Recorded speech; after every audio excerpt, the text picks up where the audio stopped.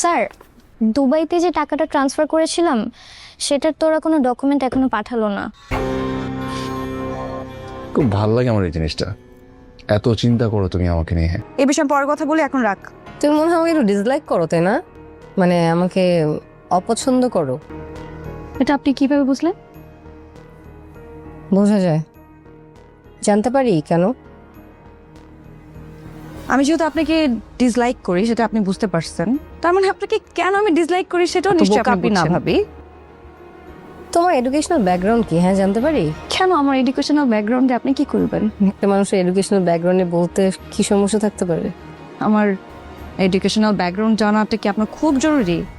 নাসাতে চাকরি দিবেন নাকি আমাকে? তুমি মনে হয় একটু বেয়াদব টাইপের, তোমার ফ্যামিলি তোমাকে কোনো ম্যানার্স শেখায় না? মেজাজ কেমন? ভালোই তো মনে হয়।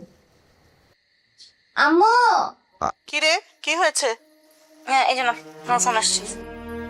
কে? আরে কথা বলো না। আরে কে? হ্যালো।